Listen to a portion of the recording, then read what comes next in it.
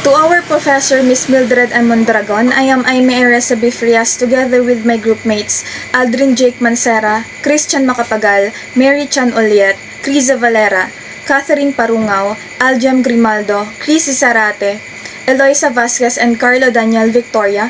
May we present to you the feasibility study for our business, Casa, Grande, Bistro, and Lodge.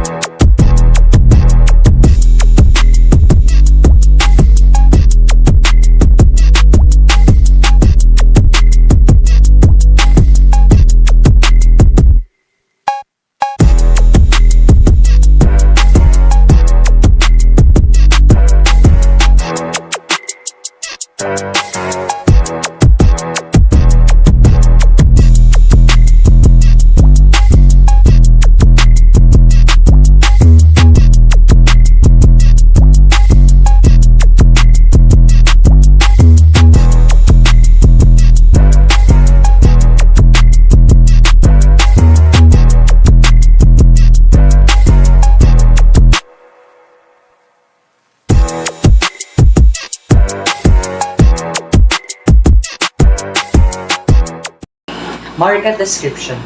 It consists of geographical location, population, target market, and job category. The first one is the geographical location. The primary target market of Casa, Grande, Bistro, and Lodge are residents of Calawag and its nearby towns. Calawag is a first-class coastal municipality in the province of Quezon, which means it obtained an average annual income of 30 million pesos or more.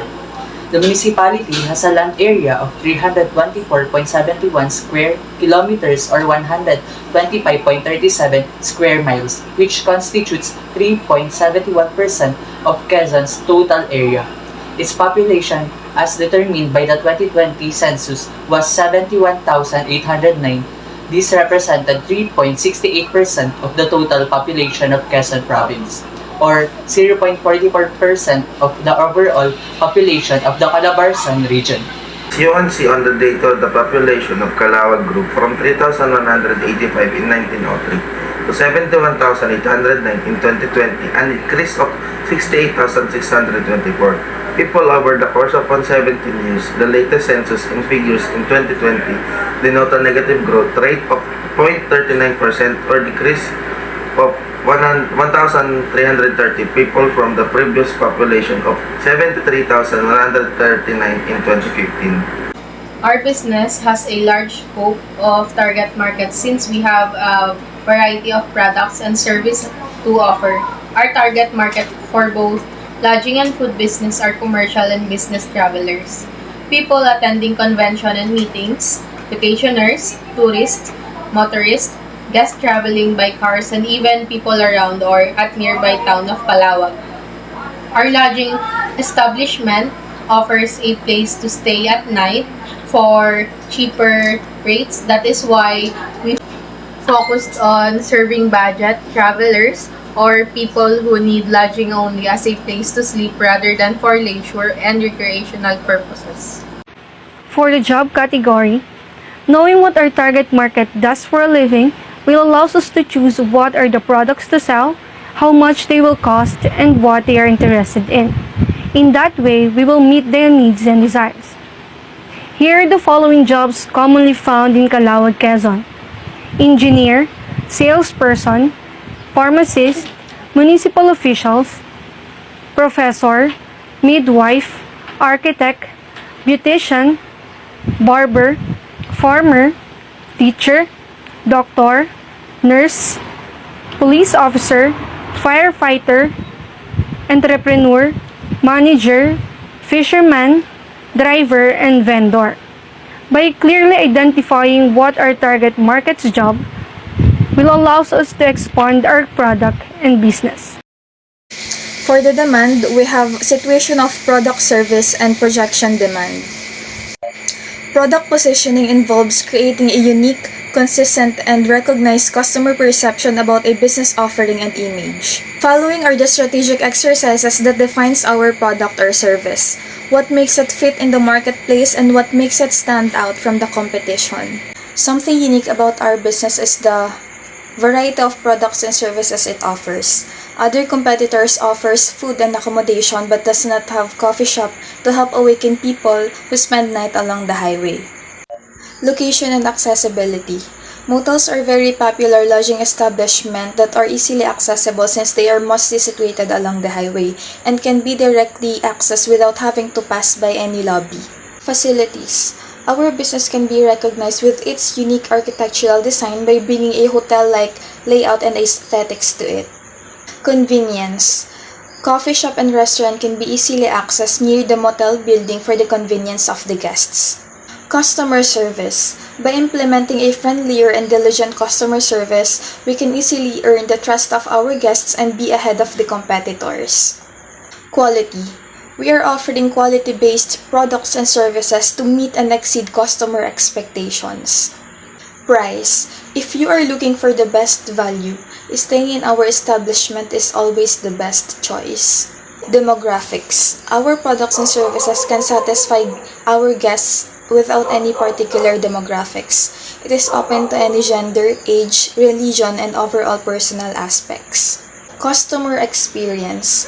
With the variety of products and services we offer, we are very confident to deliver a total quality experience to our guests. Enable for us to determine the projected demand, we use simple moving average forecast. Simple moving average forecast uses historical data to generate a forecast.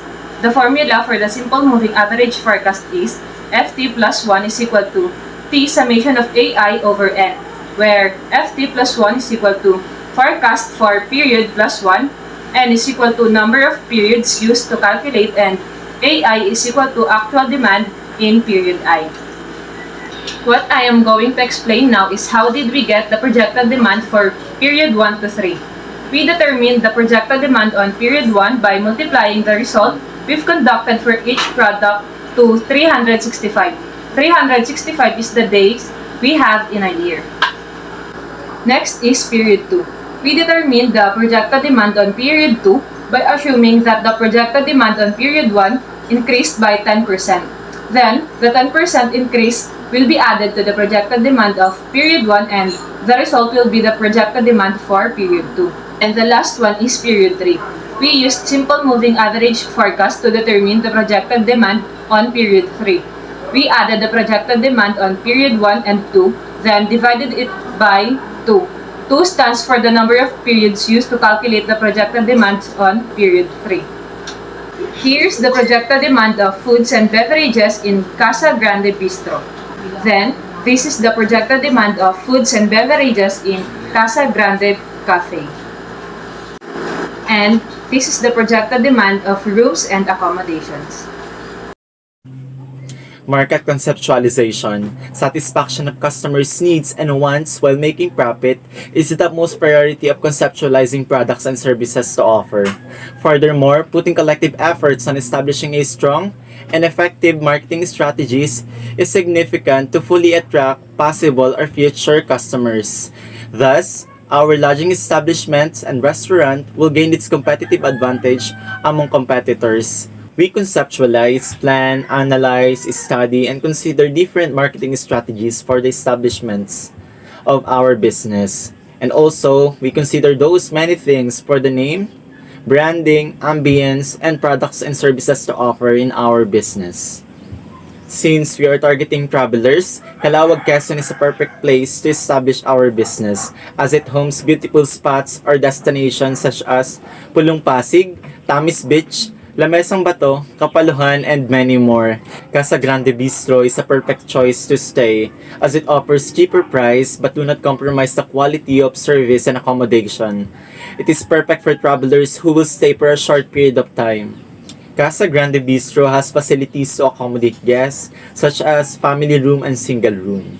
We also have restaurants that offers breakfast, short orders, desserts, and main dishes. Also, we have cafe that offers different types of coffee and pastries. And since we all know that Filipino is attracted to Korean culture, so we decided to bring the Korean food culture near you. To meet the changing demands of the market, You need to be able to adapt your strategies regularly to meet these changing needs and stand out against the competition. Our competitors' marketing strategies are: first, their promotions and strategies are focused on digital-led innovation with the aim of improving efficiency and customer satisfaction. Second is, they respond to normal inquiries, increment direct appointments, and even aid clients through appointments, offering exceptional highlights in lodgings and giving a predominant scope of offices for visitors.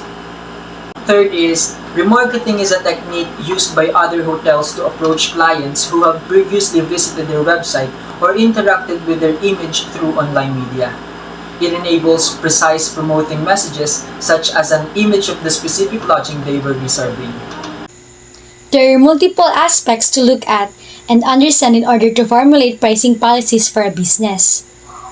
Pricing strategy is the most important and basic one that any entrepreneur should consider. Here are the pricing strategies that we think are the most effective to use to help us boost the revenue of our business. The first one is cost plus pricing.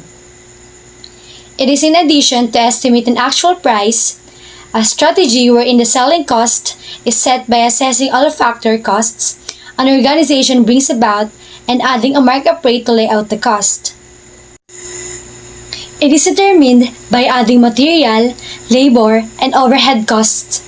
Upward expenses are costs you can straightforwardly follow back to material or work expenses, and there are frequently functional expenses associated with making an item. Cost plus pricing is one of the most common pricing that restaurants use. Often, restaurant owner represents every one of the costs, including the proper expenses. For instance, the wages that are paid to the cooks, and the team of servers, the rent, and the service bills. The second one is competitor-based pricing. It is a system by which value shifts as indicated by varieties in the cost of competitors. The item cost is segregated from the client's ability to pay or item esteem and is connected exclusively to competitors' cost. It is a popular strategy in e-commerce, where algorithms will analyze other brands selling similar products and then adjust product prices in real time. Product mix and marketing strategies, SWOT analysis. SWOT analysis is used to evaluate our business internal strengths and weaknesses as well as the external opportunities and threats. Strengths: easy access location, affordable accommodation and products, aesthetic colored, modernized, and youthful interior design, high quality products and services, friendlier and diligent customer service, well-trained and experienced employees, a variety of additional services, and multiple sources of raw materials. And for our weaknesses, limited accommodation for guests, health and security hazards due to location, huge investment and operational cost, can be unsafe for children and elderly people, limited parking space, massive operational management. And for business opportunities, increasing market demands, high exposure and easily accessible location that can attract customers from various locations, advertisement on different social media platforms, establishing a point of differentiation and competitive advantage, and investing to effective and reliable security system. And lastly, for our threats, uncertain COVID-19 pandemic situation, travel restrictions, high levels of competitiveness owing to the presence of business along the highway, strong existing competitors.